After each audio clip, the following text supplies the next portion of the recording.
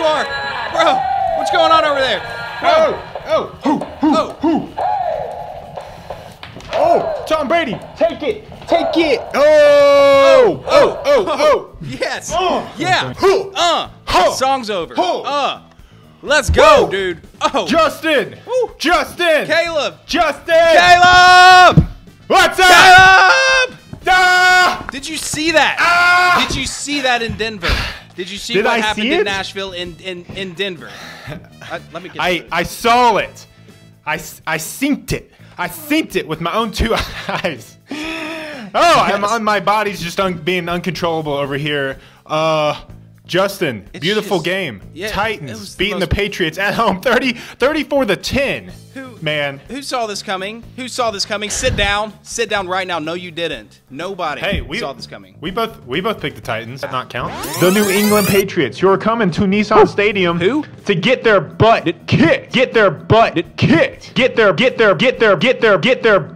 34-10 though. 34-10. Come on, you're right. I said 17-14, and we had 17 points in the first quarter against the Patriots. You're down that offense, man. That is rolling right now. Actually, I saw a random tweet. Side note that this is the worst Patriots loss in November or December since the year 2000. That's before Brady was even a thing. Like, this is insane. Okay. Let's composure. Let's try to recap. I'm sorry, I'm just still running on pure hype fumes right now. It's all good. Yes. Okay. Yeah, we're going to get into the recap real quick. Shout out to all of our sponsors. Thank you, hang10.com. Use the code TitansTube for 10% off your order. Backyard Dog BBQ Sauce. Check out their info in the description below. Sauce got your tongue. Some of the best barbecue sauce you'll find out there. Go get you some on their website. Yes. Also, thank you to all of our continued support from our Patreons. And if you want to listen to this episode as a podcast, subscribe to Titans Tube on iTunes. You can listen to every episode as a podcast, so you don't have to look at our faces, but then you'll miss all of our beautiful dances and like stuff. Yeah. What? Titans beat the Patriots? What? Anyways, that's what we're talking about today. Titans beating the Patriots at home. Just a complete game. Scored first, scored last. Scored in the middle. Scored in the middle, and in the second half middle, and the first middle, all the middles.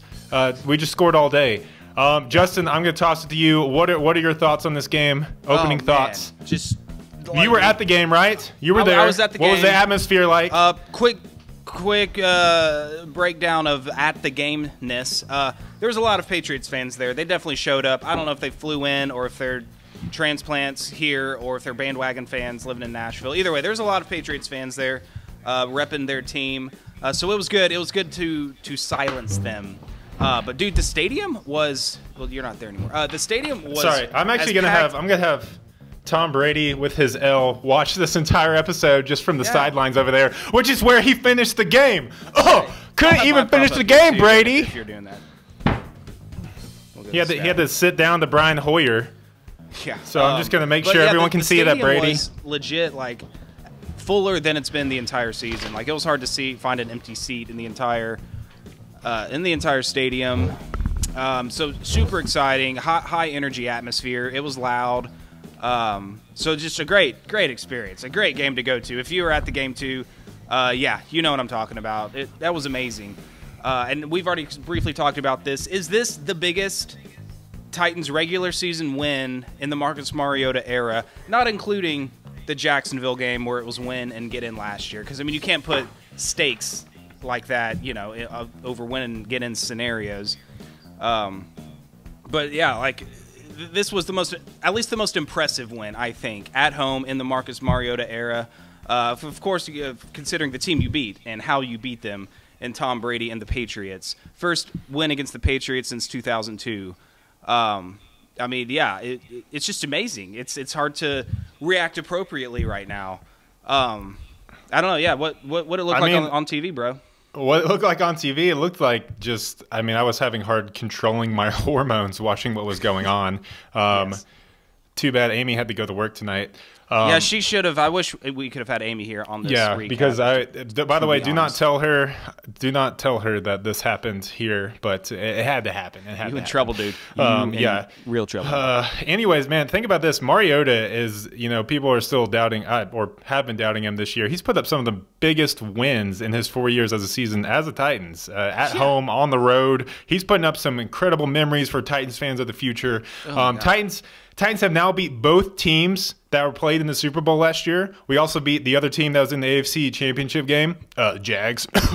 But that's not saying a whole lot this season. So we're stacking up some good wins here. Still got a ways to go, but man, you know what?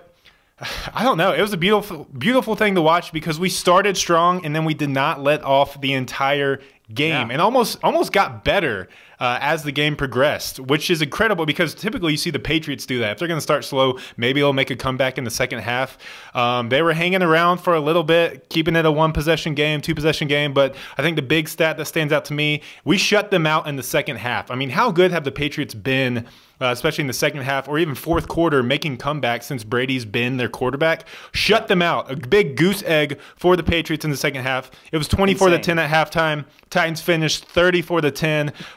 Credit to our defense. Credit to our offense. The run game finally got going. I mean, too many like MVP game balls to hand out across the board to really kind of single some players out. But you can't really single a player out. There's so many players that contributed in this game in a meaningful way.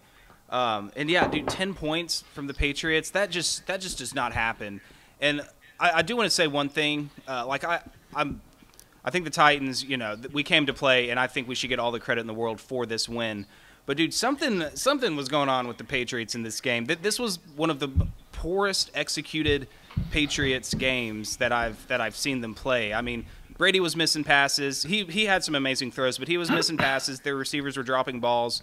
I don't know what they were doing in the run game. That never got going for them. They couldn't establish any kind of rhythm, and you never really see that. So maybe it was stuff that the Titans were doing to them, but it didn't seem like to me the Patriots came in here with guns a-blazing and we're here to, dominate a football game like they usually are. There was something weird in the air about it. But even so, Titans hanging on in the second half, of course, I was a nervous wreck because you know what Tom Brady and the Patriots can do. They can always come back. But I don't know. My brain's just firing off all these different plays. That play pass to Tom Brady and he falls short of the first down marker, and then they didn't end up converting on the fourth down. So that was hilarious. That was a special moment for and then we came back and trolled them on the next possession, running the exact same play. Mariota, clearly the better quarterback and better receiver than Tom Brady. Go ahead and anoint him into the Hall of Fame. He just got to get us some Super Bowls. I agree, Justin. And we kind of talked about this in the preview episode, how this might have kind of been a trap game for the Patriots as they're heading into their bye week, playing on the road to a, I don't want to say lowly Tennessee team, but they might have viewed it that way. Already kind of established their position at the top of their division. Looking ahead to the rest week, could have been kind of a trap game for them. Regardless of how they played, I think we came out and we took care of business. We played the best game we played all year, the most complete game in all aspects of it. Complimentary football, complimentary team football, and just if they were having an off day or not, we stuck it to them and we made their off day into a even offer terrible, no good, very bad day for Mr. Tom and Belichick. Tom. Which is what we needed to do. We didn't even need to do that. Another thing we said in the preview is how we didn't even really need to win this game after winning that game in Dallas. We could go ahead and kind of ease through, but I'll take it. I'll take it. Let's not suffer a letdown. Let's not get too hyped. Remember how hyped Jacksonville was after they beat the Patriots? Well, now they're on like a 11-game losing streak. Well, it's not that long, but they have not been the same since they beat the Patriots. So let's simmer down. I mean, this is there's still a lot of games to play. But simmer down. Did you see how we introed this video? You're telling us to simmer down. I think we need to talk to ourselves about that. Yeah, I need to watch that again and make sure we should calm down. No, we shouldn't. It's still Sunday, dude. We got to enjoy this win. Yeah, we got to enjoy this it. Huge win. Tomorrow we can start thinking about the Colts. Today we're talking about beating the Patriots. Let's start with some offensive, some things you saw from the offense. Mariota. has continued his streak the last 3 games of playing, honestly, almost lights out, mistake-free football. I know he had the strip sack fumble against Dallas early in the game, but he recovered, finished strong on the road against Dallas, had an incredibly accurate, smart, dynamic game today, throwing dimes, dropping dimes to receivers, and they were catching the ball. Jonnu Smith, man, coming on strong. Almost fumbled the ball, but thankfully the ball rolled, or Corey Davis hit it out of bounds. Dude, huge shout out to Cameron Batson. Who is this guy? Who is this guy coming up off our practice squad making big plays in the pass game the past 2 weeks? No Des Bryant. No Golden Tate, no Demaryius Thomas. No Brandon Marshall. We got our man Cameron Batson. For all you Titans fans that were clamoring for J-Rob, that he's losing his mind. He knows what he has. A stud in Batson, apparently. So big time shout out to Batson. Even Darius Jennings. I know I don't think he even made 1 catch in this game, but he started us off on the right foot with that opening kickoff return. Props to him. He's had a few of those this year. He had a touchdown week 1. But yeah, starting the game on the Patriots side of the field, I think he crossed midfield. I can't remember. It was like a 40-something yard return, but and then of course his pass to Mariota as well. Like these contributions we're getting from these young receivers is incredible. So yeah, the offense looks like it's on the same page. It's starting to click with LaFleur. Again, with our preview and the keys, I said like we needed to come into this game with multiple different game plans because we need to expect the Patriots to probably shut down that game plan. The Patriots didn't shut down jack crap. We could have come in with half a game plan today and probably would have won, which is amazing. Corey Davis. I mean, are we about ready to say this is our #1 wide receiver of the future for the next 8 to 10 years? He's here to stay. We need to build a passing game around him and Mariota for the future. Another great game. 7 catches, 125 yards. Great to see him get another touchdown. He dominates the Patriots, dude. Corey Davis owns the Patriots right now. Had a great game against them in the divisional round in the playoffs, even though we lost. Came back, and just from the opening drive, he had Stephon Gilmore, one of the best-rated cornerbacks in the NFL. He had his number today, which is great to see from a bottom-of-the-league ranked passing offense. So really took it to the Patriots. Cameron Batson, want to reiterate that. Crazy to see the production from this guy. He's a stud, man. He's a short stud, undersized stud, but he gets the job done. He's basically what I'm going to name my package from now on. A little undersized, but man, he can produce. Yeah. Okay. Is that I like cool? the analogy. Yeah. Thank you. Good. That is safe. I also want to give. I mean, I think the game started with Darius Jennings, Gostkowski kicking that opening kickoff short, and Darius Jennings giving us a crazy 50-yard opening kickoff return to set up great field position, which that would be a trend through the whole first half. The Titans taking advantage of great starting field position on their drives. And we capitalize. Stuff we hadn't seen Titans teams of old do is capitalize on great field position. So excuse me. It felt like we had great field position throughout the game, and that goes hand in hand with a complete team effort from special teams and the defense putting the offense in good situations by getting stops early, and just the fast start in general. Did we have 14 points? No, we had 17 points in the first quarter. That's 17 points. 17 points in the first quarter. I don't know the last time. Have the Titans ever scored 17 points in the first quarter? It feels like forever. It feels like this team takes a good quarter and a half to start to get going and putting up points. But, man, 17 points, that is what you call throwing a big-time punch to open up a game. Bam. And you'd expect the Patriots to claw and fight their way back into it. That's what they do. But, man, defense put the clamps down, man. Yeah. 17-3 at the end of the first quarter. I don't think you could have asked for a better start to any football game right there. I mean, I guess we could have gone up 21-0, but I'll take 17-3 over any team any day in the first quarter. So, true. Yeah, incredible efficiency by our offense. Matt LaFleur. Okay. I was gonna say Matt LaFleur. I thought had probably his best game his best play calling game of the season. I didn't think there was one single possession where the Titans looked out of rhythm or out of flow. It seemed like every single play call complemented the next one and just built on top of that. We were having great long touchdown drives. The run game was gashing them time and time again, no matter who we ran with. Marcus was incredibly smart when he chose to pull down the ball and run it. I think he only had 2 runs, but both of them went for over 10 yards. Well, he had a long of 20. Oh, never mind. I'm seeing. Okay. And his total yardage was 21. So You're right. He had one good run. Okay, 2 runs for over 20 yards. That averages out to 10 yards a carry, so I was correct. You're right. You're correct. Yeah, dude, Matt LaFleur, and like you were saying with these long touchdown drives, that was another big-time key we talked about in keeping Tom Brady off the field. We definitely, we won time of possession. And I think we only had 1, maybe 2 total 3-and-outs the entire game. So I mean, we were staying, in a rhythm. Brett Kernan, we ended up punting it 5 times, which is a good amount of punting, I guess. But we still put up 34 points. So the offense was it was still clicking. Yeah, we might have had some drives stall out, but the important thing was keeping Brady off the field too, not letting them get in any kind of rhythm. And it feels like we've been saying that about Matt LaFleur every single recap now. This is the best game Matt LaFleur's called. Next week, this is the best game Matt LaFleur's called. Yep. And here we are saying it again. So do you think we're finally starting to see the implementation and execution of the offense that LaFleur is trying to install from the offseason? I know they've had their growing pains through the first I hope so. half of the season. But I don't want to see any more Baltimore Ravens games. Yeah. Like, oh my goodness, that was such a setback feeling. But yeah, man, it looks like this offense is starting to really, really come together. So I would say yes. Okay. That's just the optimist in me, man. I got some fan questions about the offense. You can go first. I was going to just say real quick, I do want to talk about this running game. Yes. Clearly, Dion Lewis is the featured back here. He had 20 carries to Derrick Henry's 11.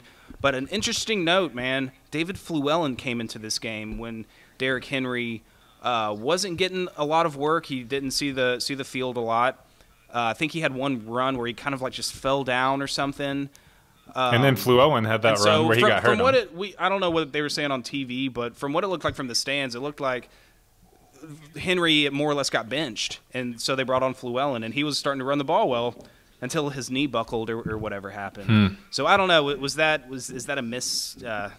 a misread on my part? Do you think, was there any reason why Fluellen ended up coming in? I don't know. I remember seeing Fluellen come in for a series early in the Chargers game in London, and then I don't think he got a carry on Monday against the Cowboys, if I remember correctly. But I didn't get the feeling that Henry was benched. Maybe it was just kind of a change of pace attack against the Patriots, trying to just keep them off balance, being like, oh no, Fluellen's in this drive, what's going to happen? Unfortunately, he went down with an injury 3 plays. Think he would be playing. 3 plays later. Yeah. We actually got a question from Matt Hicks, who asked the same thing. He said, why was David Fluellen, I can't say his name, in the game? Were we moving away from Henry? So basically what you just asked me, I don't know. Yeah, you go. I was just saying, from what it looked like to me and from what I remember, it seemed like Derrick Henry was struggling a little bit. He may have only gotten 2 to 3 carries, but he wasn't getting anything. Or he did have that early touchdown run, though, didn't he? I'm probably wrong, but it felt like to me that we were trying out Fluellen to see if he could be more effective than Henry was. But at the end of the day, Henry, I'm glad we ended up using him more at the end of the game because he was getting the job done. He got himself another touchdown. So it's nice to see, and I think that's important for Derrick Henry to still be seeing the field and having success, even though he's had some hiccups, it's just in general a slow start to the season. Past 3 games he's gotten a touchdown though. I mean, so he's fun in the end zone. I think it was just encouraging to see our run game as a whole kind of step it up this game. We outrushed New England 150 to 40. Outrushed him by 110 yards, and Derrick Henry ended up being the leading rusher for the Titans. Whether he was struggling or not early, and that's why they brought Fluellen in. Derrick Henry came into the 4th quarter and finished out the game like the true closer that we knew he can be. He looked, knocking off 5 and 6 yard chunks up until that Wildcat run of his 10-yard touchdown, his second touchdown of the game. I think what we saw today is how I would like to see us move forward with Derrick Henry, where Dion Lewis is our featured back through most of the game, and then if we need to kind of pound the rock at the end, I think you got to rely on Derrick Henry there. He's the El Tractorcito. We saw what he can do today against tired defenses that have been on the field too long. He was just gashing the Patriots there in the fourth quarter. So I hope we don't move away from him. I don't think we're going to, especially after David Fluellen's injury today. I don't know the extent and the seriousness of that. Wish the best to him, but I mean, that just frees it up for a Lewis Henry tandem moving forward still, which is what I like to see. So yeah, and it's kind of surprising. I'm looking at Lewis's rushing numbers. 20 carries, 57 yards for only a 2.8 average. I felt like he definitely outplayed those stats. I felt like he had a pretty good game for us today, and I could be wrong, but it felt like he was very effective in the running game and receiving game. He had 2 catches, but it was a very good 57 yards on those 20 carries. But yeah, encouraged by the run game. Just a very balanced offense. So LaFleur, great job, great game plan. I don't know what Josh McDaniels was doing. How does James White have 1 carry for -5 yards? Again, with what the Patriots were doing, nothing that they did seemed to make sense, but all to the benefit of the Titans. And shout out. Oh, let's move to the defense because that was my shout out. Oh, no, hold on. I was going to say, we had a few questions about the offense that I want to get to from fans. It's just like running my own show over here. Yeah, Sorry. you are. No, it's cool. Justin, you run your own show. I wasn't at the game, so you think you're all, in charge now or something. No, I'm just kidding. A few questions about the offense from some fans here. Let's see. I got one from Kenneth at Texas Sports 1015. He has 2 questions if possible. We'll see, Kenneth. But he says, no. 1.5. Okay, shut up and let me ask these questions. Okay, his first question is, has Jonnu Smith been redeemed yet, or do we still need to see more? We briefly mentioned Jonnu. Is Jonnu Smith redeemed in your eyes from his poor start to the season and pretty much his poor play last year too? Never really saw anything much from him. He played well at the beginning of last year. I remember he had a few big touchdowns early in the season, but has he redeemed himself? I mean, in the sports in this league, it's what have you done for me lately? And lately, he's turned it on, he's turned it around. So I'm willing to move past his. He dropped a few passes. I don't even know if it was a few passes, but it was just his non-existence in the offense in general. Not so much that he was involved in the offense or trying to get him involved, and he just couldn't hold on to the ball or causing, interceptions, missing blocks, whatever. But we're starting to feature him more. We're starting to get him the ball, and he's coming through. So I don't know if redeem's the right word, but I'm pleased with this turnaround, and I think he needs to keep it up, or else he's going to have to find a way to redeem himself again. But we need Jonnu Smith to be effective in this offense. So yeah, I'm happy. I'm happy with Jonnu. Come on, bro. Delaney Walker 2.0, Delaney Walker Jr., whatever you want to be. Keep stepping it up. I think you nailed it spot on with your "What have you done for me lately?" comment. What have you done for me lately? Yeah, and then Jonnu has redeemed himself. I think we know Jonnu's strengths and weaknesses. His weakness is a block. He's not a very good blocking tight end. We're obviously putting Stalker or maybe even Ferkshire in there when we want to do some more strong sets. Ferkshire came, big catch there. He had a great catch, yeah. But Jonnu is doing what we need him to do, and that's be a receiving tight end. And he's finally catching the ball over the past few games. He's now tied on the team with most receiving touchdowns this year. Him and Corey Davis each have 2. I know that's not a whole lot. The big 2. The big 2. So I think Jonnu has received a little bit of unfair criticism just because with Delaney going down, everyone just saw how big a gap it was going to our second string tight end, which is Jonnu. How much of a fall off in production we saw from that position, which honestly might have happened with any other if we had any other second string tight end on our team. If Delaney Walker goes down, of course the guy's going to be way behind in terms of production. So I feel like Jonnu just being non-existent.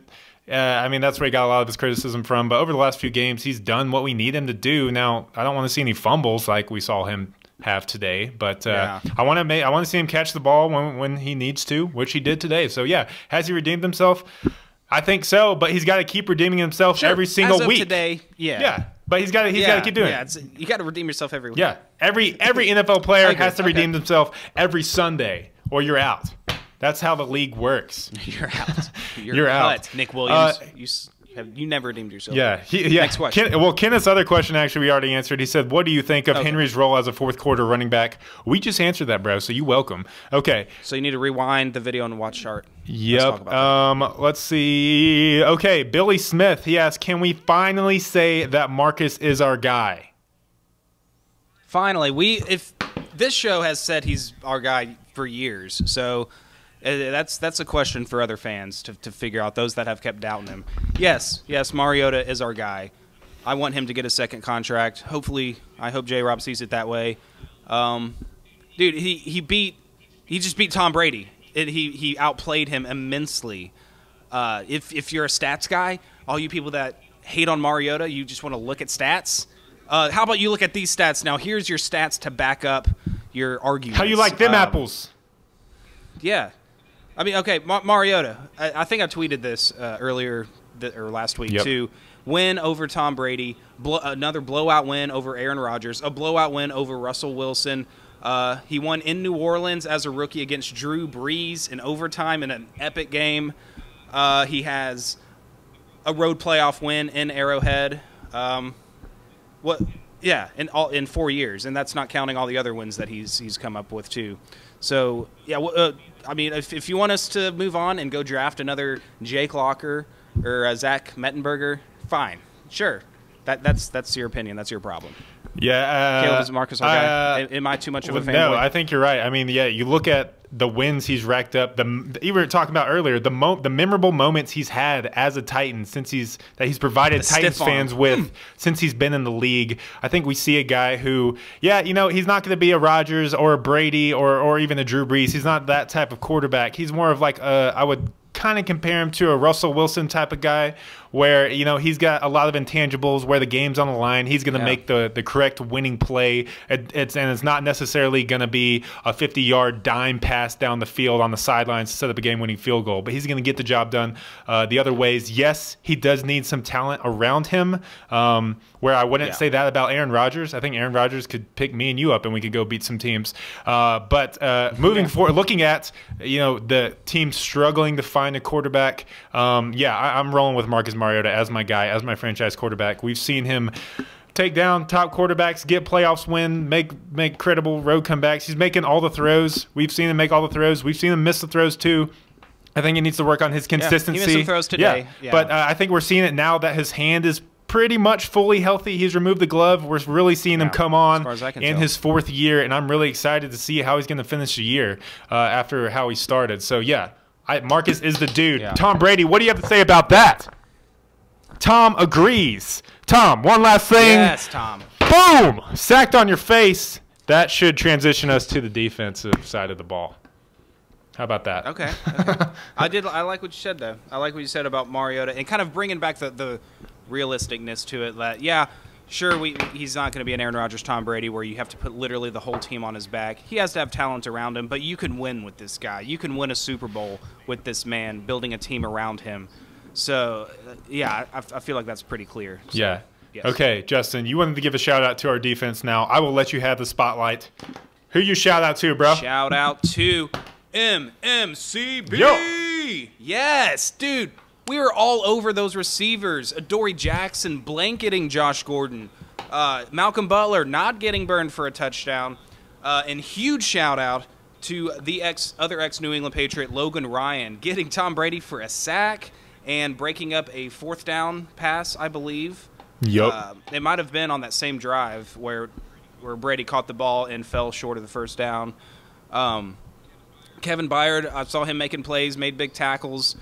Kevin Byard played incredible. Yeah. And Kenny Vaccaro, dude. Kenny freaking Vaccaro. I love this dude. He's coming into this defense, and he lights people up. He hits hard, and he plays smart. He plays aggressive. Oh, man. I'm a Kenny Vaccaro fan. If I wasn't before, I'm a fan now. I saw him all over the from field. That first hit, he set the tone on that first hit on James White. I think it might have been James White only rush if it went down as a rush. That little swing pass. Maybe. I feel it. That might have been. I think Arakpo got him. No, that was Kenny Vaccaro, bro. Come on, Tom Brady's first pass. God, all right. Were you at the game? Sorry, Kenny. My bad. That was Kenny, dude. That was Kenny shutting up James White in the backfield on the first defensive possession, setting the tone for the rest of the D. I agree. He had a great game. Keep going. Oh man, you broke up. You said keep going. I said keep going, dude. And again, we see the impact of Wesley Woodyard.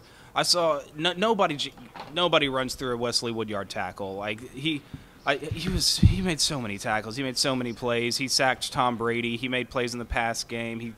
He got in the backfield. He's continuing to be the leader of this defense, and when he's on the field, he elevates the play of everybody. He's definitely our defensive MVP. A lot of people like to talk about Jarrell Casey, Kevin Byard, but this defense plays this defense plays around Wesley Woodyard. So again, shout out Wesley Woodyard. Yeah. I mean, I'm just glancing through the box score and making sure I don't miss anyone shouting out. Well, I was going to say, Jayon Brown, I think, has been proving himself all season. Had another great game today. He's a linebacker kind of mold that we haven't seen in a while. A guy with some, maybe a little undersized when it comes to just overall kind of bulk and build. But, man, he's fast. He can chase down the quarterback. Had a great sack chasing Tom Brady around today. You mentioned it, but the passes, our cornerbacks, the MMNCB, kind of had their coming out party today, finally, over halfway through the year. Yeah. But 4 passes defended, a lot of them on clutch third downs or even that fourth down play. Logan Ryan, Dory Jackson had an incredible game today. Incredible shutting down Josh Gordon. I know Josh Gordon still went for like 80 yards on 4 catches and had a few drops. One big catch in the first quarter, most of his on the first exactly. drive. But I think overall Dory shut him down, whoever he was going up against. Just incredible effort by the defense all around. I have actually a question for you, Justin, asked by Joshua Haskins, and it's kind of since we're just oh yeah, dude, that's the guy I talked to on the plane. What's up, Josh? What's up, man? Joshua? He has a question. He said, and we were just talking about it, shouting out pretty much every single Titans defender today. But he said, who was the most valuable player on defense today? He gave us multiple choice. We can choose between Wesley Woodyard. Wesley Woodyard led the team in tackles and sacks.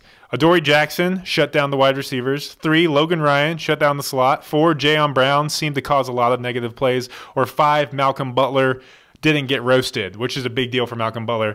I added in that that was his. I added in that I think Jarrell Casey should be considered as the defensive MVP for every single game we play because that dude is just a wrecking force up front, whether he gets the sack numbers or not.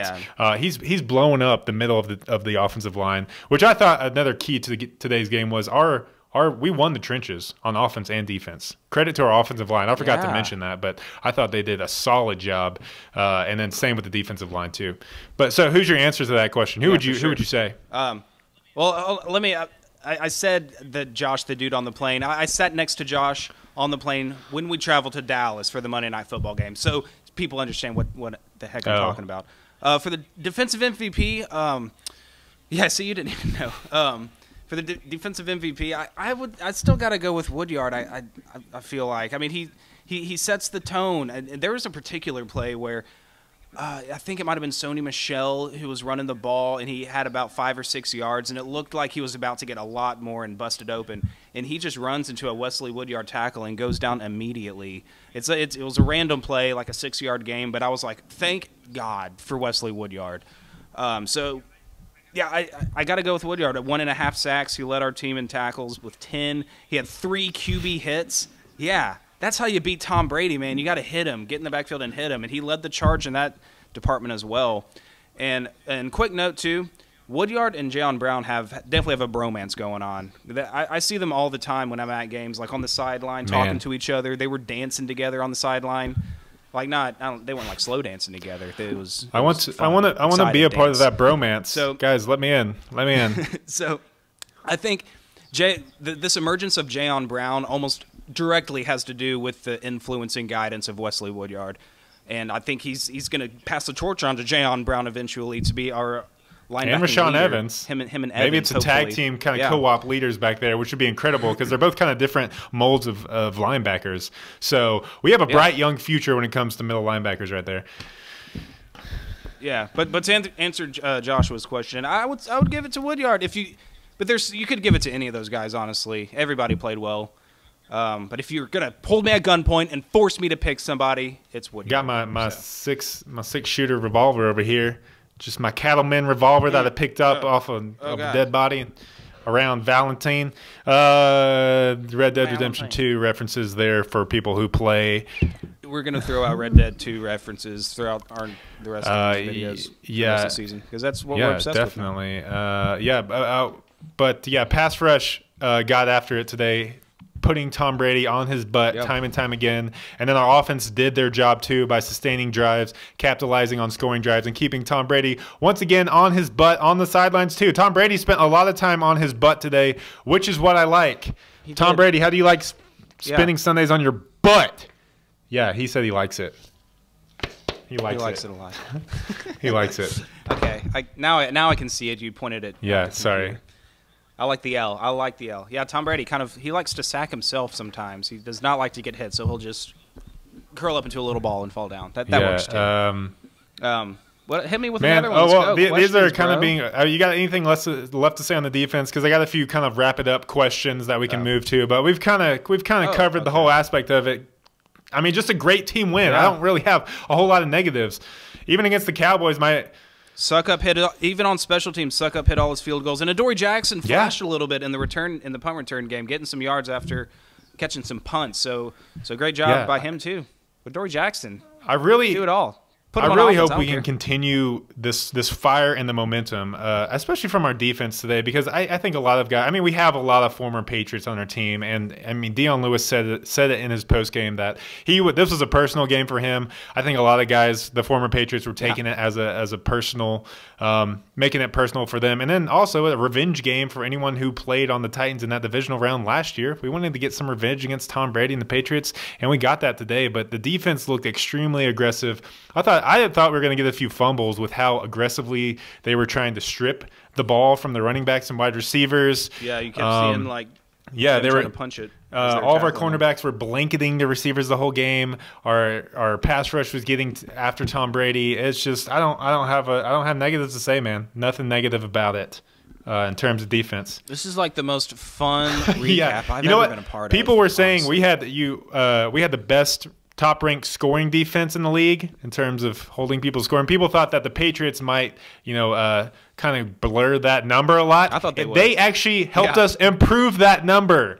We only allowed 10 points to the Patriots. They actually boosted that for us, so thank you. That's the least amount of points we've allowed. No, Jaguars. Right? Well, Jacksonville. But that's insane. Only Blake Bortles manages to score less points than Tom Brady. I guess. I don't know what. All right. Got a final... I don't know, man. Cool. No negatives. We found, I'm looking at the passing stats again. So we have Marcus Mariota. We have Blaine Gabbert. We have Kevin Byard. And now we have Darius Jennings to play quarterback for us. Just so many guys that can do different things. Why are they all left-handed? Is everyone on the Titans left-handed besides Marcus? I'm left-handed. Man. No, it's just weird. Everyone who throws the ball outside of Marcus is left-handed. It's weird to see. Okay, let's wrap it up with these last few questions here.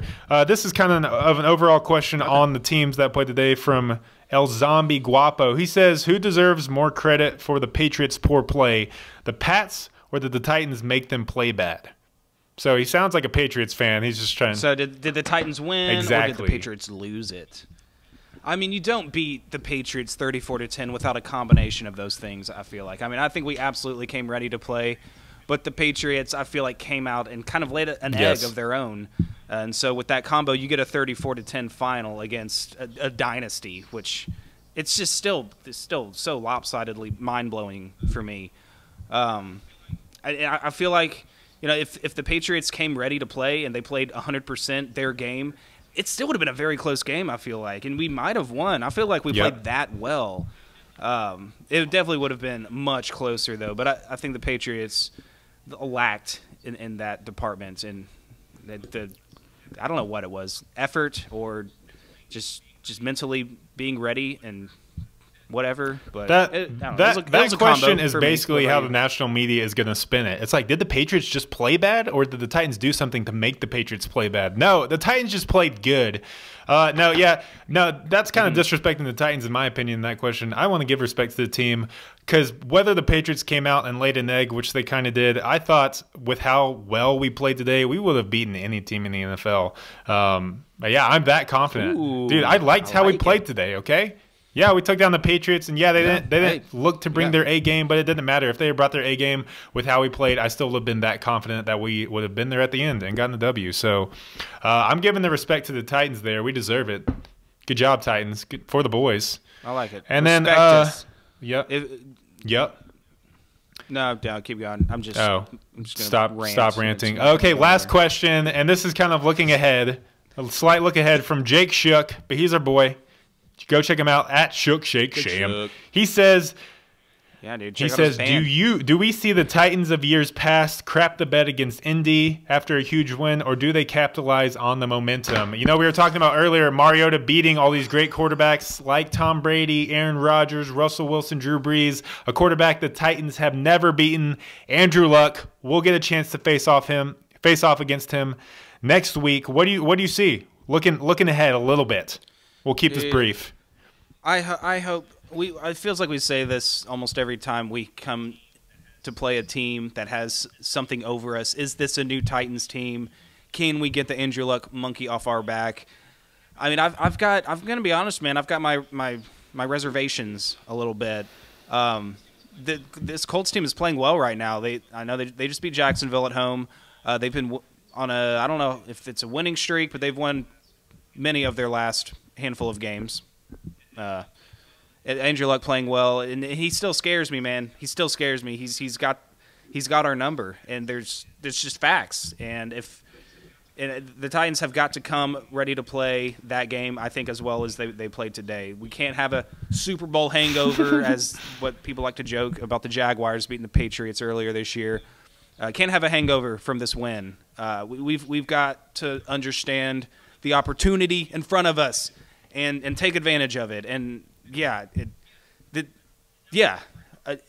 am worried about the Colts, but I think, I believe in this Titans team, and I think we can get it done. What we saw today, it gives me a lot of promise and hope for what we can do. I don't know. What do you think? Do you think Andrew Luck is just a guy just waiting for us to come over and roll over him? I mean, I'm not taking this Colts team as lightly as I was the first 4 games of the season, where I thought they were going to be kind of non-existent through the season. Now they're actually a thing, which sucks, and Andrew Luck is really playing really well. Until I see us beat Andrew Luck with my own 2 eyes, there's going to be some doubts within me. But like you said, with how I think what gives me the most confidence is how well our defense is playing recently, which I think is going to translate almost to against any team.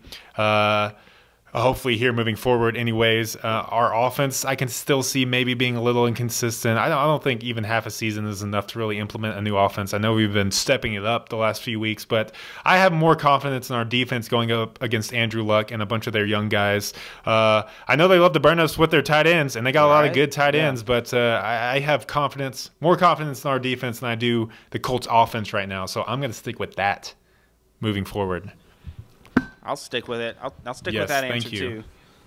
But yeah, we'll see. I mean, the rest of the season hinges on these next 2 games. We were already saying that before this New England game.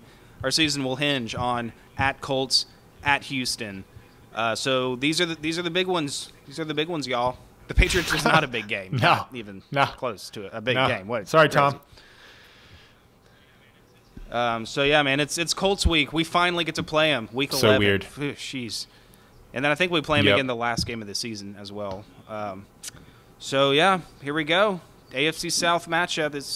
I'm excited. Football is fun again. It was not fun during that. Football is fun. Let's continue with this Titans. Keep this momentum going.